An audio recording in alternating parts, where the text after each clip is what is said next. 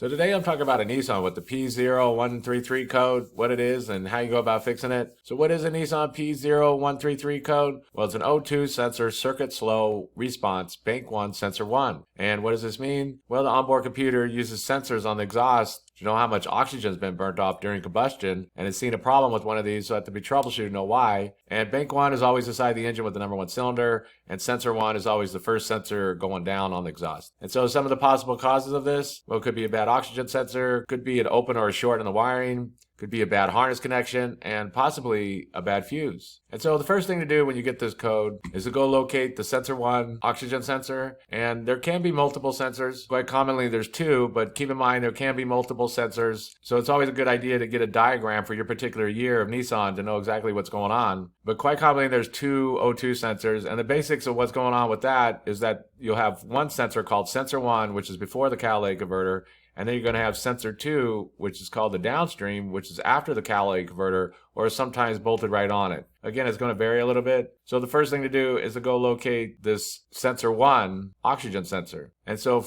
here's an example of one on a Nissan, and it's located right when you open up the hood. It's bolted right on the exhaust, right when you come down. And so this one would be fairly easy to get. Sometimes they can be a little more difficult. For example, here's a 2007 Versa, and it's located over here. Here's the plug going to the O2 sensor. You have to remove the battery, and you have to come in on the side right here to get down in there. And it'll be inside this recess like this. And so, like I said, they can be located a little bit differently, but the first thing to do is to go locate the sensor 1 oxygen sensor on your particular Nissan. And so once you locate it, the next thing to do is to examine the wiring, be sure it's all plugged in good.